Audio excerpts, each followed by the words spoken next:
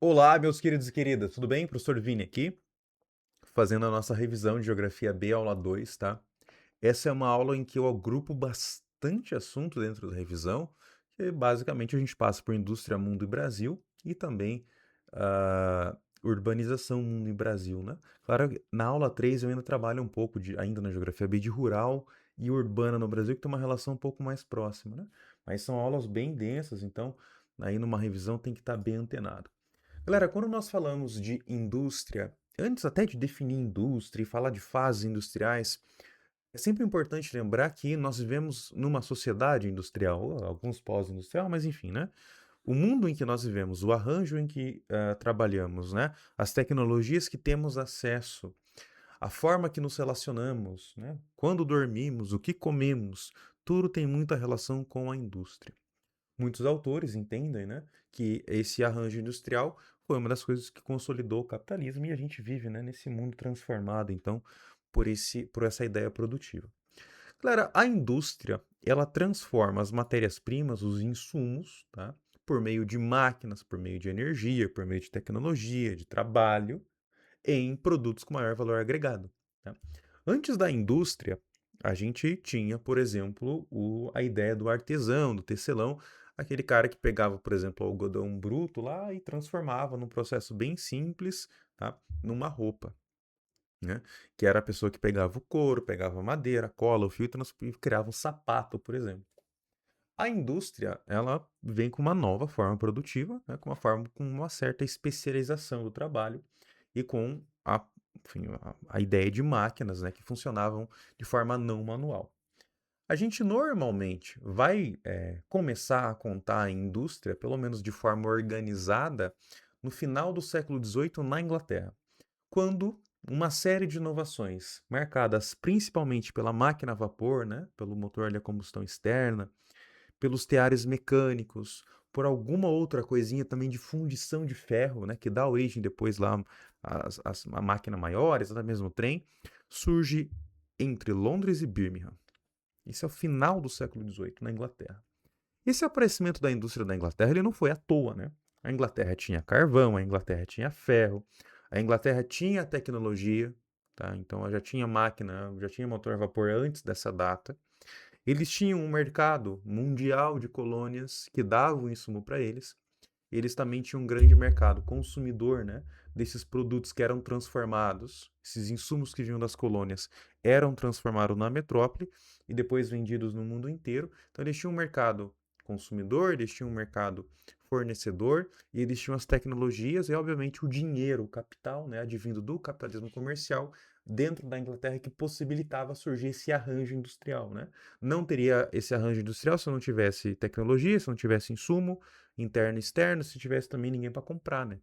Tu tem que ter uma série de fatores para aparecer esse modelo. E aí vai ter a substituição, né, obviamente, daquela mão de obra mais manual, tradicional, artesanal, pela máquina, né? Nesse primeiro momento, inclusive, essas pessoas que perdem seus empregos, né, vão passar lá quebrando as máquinas. Os historiadores debatem lá se eles existiram ou não, né? Mas a gente dá o nome de ludistas, né? Que são pessoas contrárias à tecnologia por causa do desemprego naquela época do século XVIII e XIX. Galera, um pouco tempo depois, mais ou menos uns 100 anos depois, né? Essa produção industrial ela entra numa nova fase, que seria a segunda revolução industrial. E nesse momento nós temos novas tecnologias aparecendo. Nós temos as tecnologias de produção em escala, com o arranjo, por exemplo, do Fordismo, né, da linha de produção, da produção em escala, das grandes linhas de montagem, então da esteira de montagem. Nós vamos ter o começo do uso da eletricidade, dos motores a combustão interna, com os derivados do petróleo. Nós temos também o aço, né, o avanço da química, o avanço da física. Isso é mais ou menos 1870, 1880. E um papel importante da segunda revolução industrial é o tamanho dessa revolução. Ela é muito maior no quesito produtivo e também espacial. Ela vai para novos lugares, né? Então, na segunda revolução industrial, a gente tem a entrada da Itália, a entrada de vários lugares da França, da atual Alemanha, né? Nós vamos ver o Japão, os Estados Unidos da América, o Canadá, até mesmo pontos da Polônia, alguma coisa também europeia, na Espanha, em alguns lugares. Então, ela é uma indústria muito maior, tá? Com uma escala de alcance muito maior, marcada pela produção em massa do Fordismo, né? Pelo trabalho ainda manual em cima de esteiras, tudo bem? Mas é algo bem mais importante, né, do que a primeira revolução se a gente pensa em escala. Mais ou menos, de novo, uns 100 anos depois, a gente vai ter o que nós chamamos de terceira revolução industrial, que é quando a produção industrial já está entrando, né, com sistemas de automatização, então automação, na verdade, né, que é basicamente eu começar a colocar máquinas produzindo não mais um trabalho manual em cima de uma esteira, mas aqui a gente tem o advento já de máquinas, né?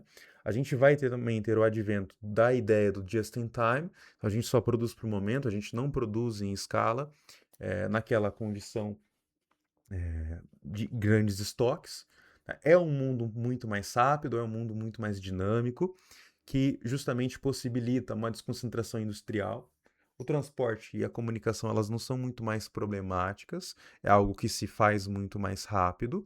Então ficou muito comum, né, uma empresa ter uma sede, mas mandar para vários lugares do mundo a produção de itens menores. Então a Toyota, que produz obviamente o carro, tá, ela mandava a produção para vários países. A produção de mangueira para um país, a produção de pneu ia para o outro, a produção de produtos, né, eletrônicos, elétricos do carro ia para outro, o motor era fabricado, sei lá, na Alemanha, e no final eles transportavam tudo e montavam no destino final. Então, na indústria 3.0, na terceira revolução industrial, existe uma desconcentração da indústria pelo mundo, né? E, inclusive, isso ajuda muito na globalização produtiva. Isso ajuda muito na entrada de novos países na produção, sobretudo a Ásia entra na produção. Então, em escala global, existe uma desconcentração da indústria, um espalhamento da indústria para vários lugares. Tem um debate grande, né, mas eu considero correto. Então, nos últimos 15 anos, o que nós chamamos de indústria 4.0, que vai agregar, né, esse mundo em rede que nós vivemos, a internet das coisas, as inteligências artificiais e também os sistemas cibernéticos. Então são coisas novas, né, que surgem e também são integradas à produção e uma certa desterritorialização, né, das produções que é bem marcado aqui na indústria 4.0. É comum nas questões de história eles trabalharem mais as características, os momentos, as relações com o capitalismo. É mais comum nas questões de geografia, os lugares, um pouco, às vezes, né, uma noção de que cada lugar produz também é importante lembrar. Então, a Europa produz uma coisa, Estados Unidos outra, enfim, a Ásia produz outra. Galera, além desse modelo um pouco mais europeu de produção industrial, a gente teve na América Latina um modelo muito famoso, que era o famoso modelo de substituição de importações. A crise de 29 reduziu muito o valor dos produtos que o Brasil vendia, né? Então a gente vendia café, a gente vendia açúcar, e esses produtos perderam valor na economia internacional. Em poucos meses depois da crise de 29, né, como um café é desvalorizado, a gente não conseguia comprar nada industrializado de fora. Quando Vargas assume em 30, né, 1930, ele entra com uma missão importante que é o seguinte: eu preciso passar a produzir dentro do Brasil aquilo que antes eu comprava e hoje não consigo mais porque meu café não vale nada. E aí a gente vem com a ideia de substituir importações, que é produzir dentro do Brasil, tá, aquilo que antes a gente comprava de fora. Então surge a ideia da produção nacional, da indústria nacional.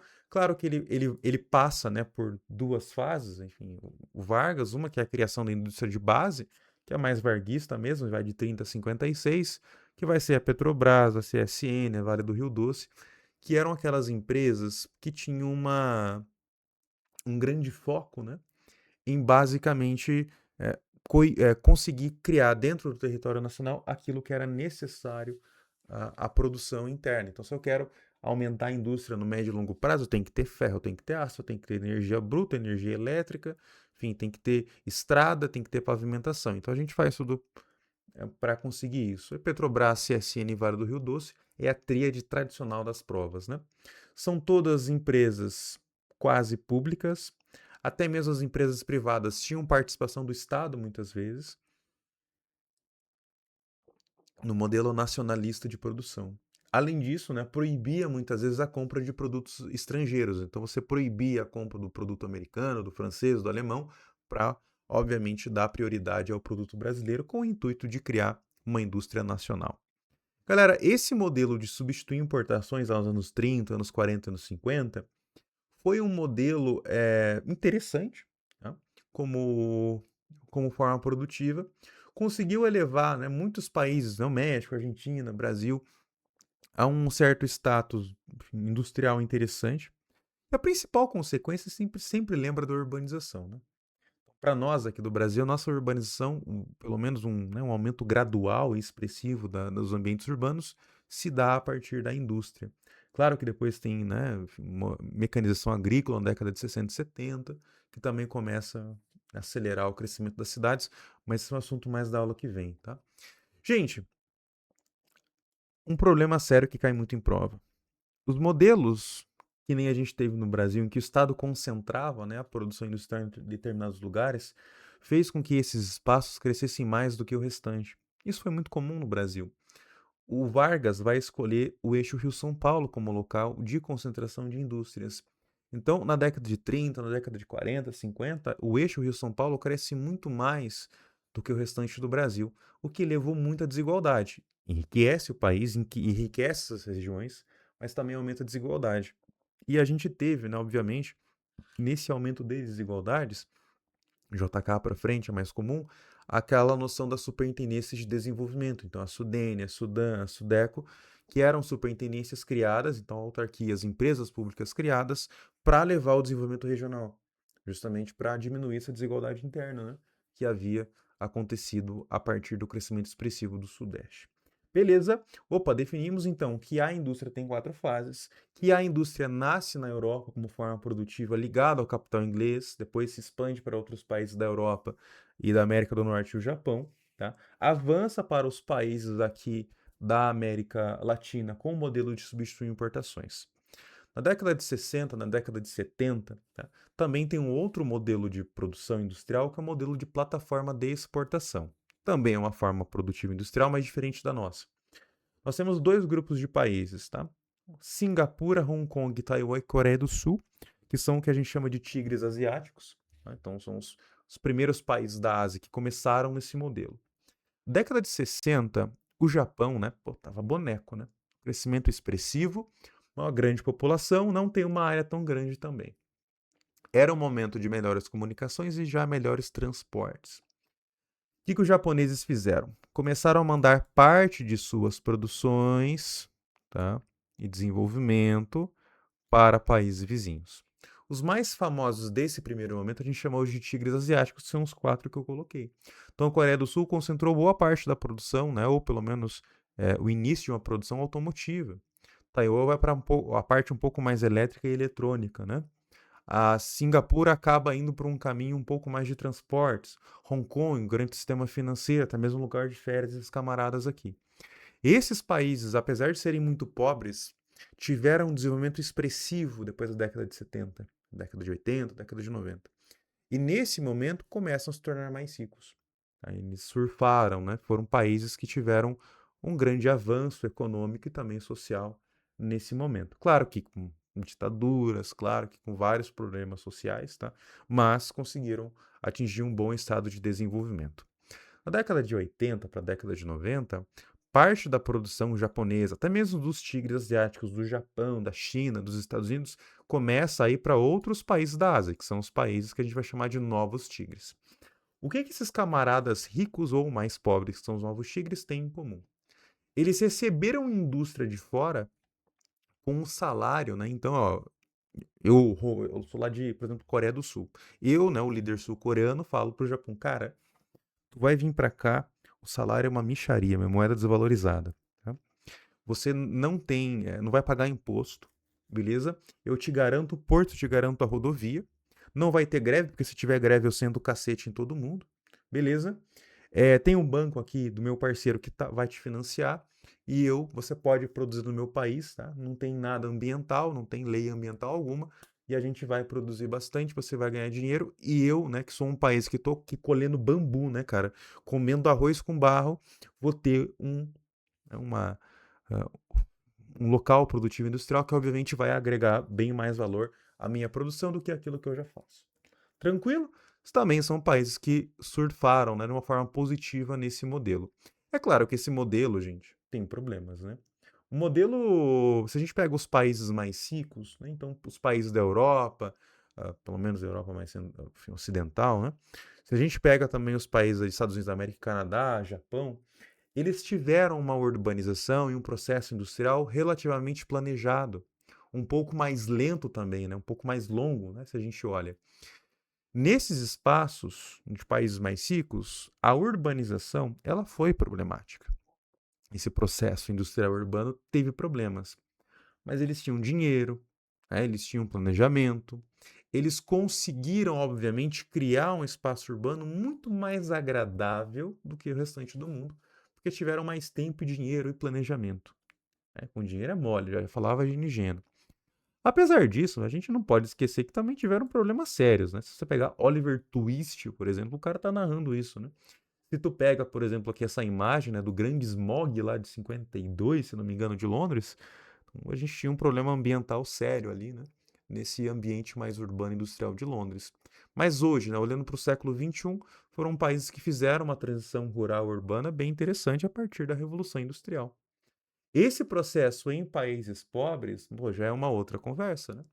Quando nós olhamos para o Brasil, para o México, para a Argentina, são ambientes que se desenvolveram com a produção industrial, tá? Que, enfim, conseguiram agregar universidades nessa produção, conseguiram fazer um processo relativamente bom, tá? Em alguns lugares. Só que, obviamente, são países um pouco mais pobres, são países historicamente desiguais, e que também não tinha muito interesse do poder público em pobre, né? Se a gente pega os documentos, a mentalidade da década de 60 e 50 no Brasil, cara, o pobre ele era um ser marginalizado, né? Que não era de interesse do poder público, na verdade. O pobre, né? Ele sempre foi ignorado. E aí foi muito comum as ocupações irregulares. No Brasil, a forma mais, né, comum que a gente tem de ocupação irregular é favela. Isso que vocês estão vendo aqui, né? Então eu tenho casas, né, moradias familiares ali, únicas, né, familiares, ocupadas por pessoas então que vinham normalmente do interior, não tinham condições, né, de comprar um terreno, alugar uma casa, e ocupavam essas áreas vazias. Essas áreas vazias normalmente são próximas a rios, regiões de inundação, planície aluvial, ou regiões de encosta que deslizam. Então o pobre ele escolhia como que ele morria, né? Ou soterrado ou levado pela água. E aí, obviamente, os ambientes urbanos, eles escancaram as desigualdades sociais, eles materializam visualmente a desigualdade social no Brasil, né? Entre bairros de ricos e bairros de pobres, casas de ricos e casas de pobres. Beleza. Opa, então eu entendi que os países se industrializaram. Essa transição industrial urbana em países ricos foi gradual, foi lenta, eles conseguiram se organizar.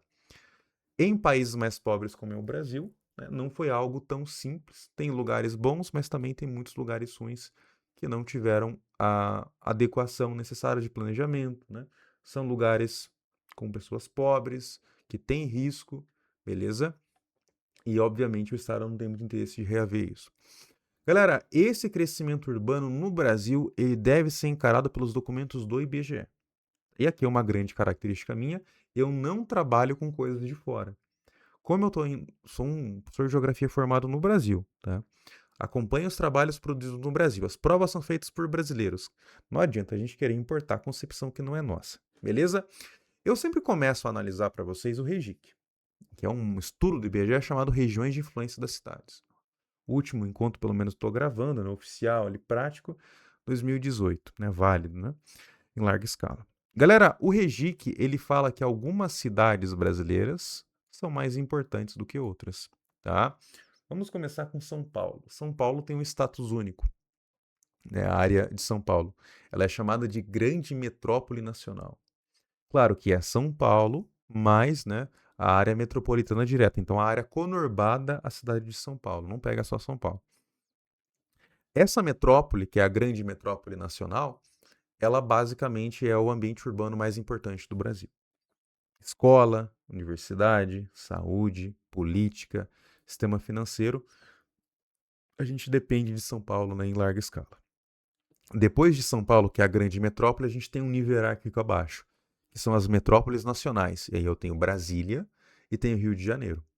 Brasília por ser capital, Rio de Janeiro por também, né, ser um ambiente urbano grande, teve muitas indústrias, já foi capital do Brasil. E óbvio, é a questão cultural muito forte para Rio, né? E Brasília, obviamente, pela posição política que exerce. Abaixo, no terceiro escalão, tem quem? As metrópoles, apenas metrópoles. Curitiba, Porto Alegre, Belo Horizonte, tá? Goiânia, Manaus, Belém, Fortaleza, Recife, Salvador, Vitória e Florianópolis. e Campinas também, né? A única metrópole que não é capital no Brasil. Esses camaradas são as metrópoles. Tá? Elas são importantes, são ambientes urbanos classificados como metrópoles, tá? Não necessariamente por população, mas por importância. Tá? Então, o que define uma metrópole são os serviços que ela oferece. Então, é claro que tem uma escalinha lá, não vou mostrar essa escala para vocês, mas lembre que metrópoles são, né, ambientes urbanos que polarizam regiões grandes e são importantes regionalmente ou nacionalmente. Essas metrópoles, obviamente, também são lugares interessantes, né? Com grande concentração de serviços. Abaixo vem as capitais regionais de nível A, B e C, e depois os centros subregionais e centros de zona. Mas daí vira bagunça, né? A gente não dificilmente vai lembrar desses camaradas em uma prova. Cidades cresceram e adquiriram importância, apesar de serem ambientes desiguais. Criançada, algumas cidades brasileiras possuem o status do que nós chamamos de região metropolitana, declarado lá na Lei Complementar de número 14 de 1973. O que é uma região metropolitana no Brasil, tá? São regiões compartilhadas de serviços entre vários municípios. Elas foram muito comuns, obviamente na Constituição de 67 já tinha um gatilho disso, que era o seguinte: São Paulo, Belo Horizonte, Rio de Janeiro, né, Fortaleza, Recife, Curitiba, Porto Alegre. Os camaradas estavam crescendo muito nos anos 50 e 60.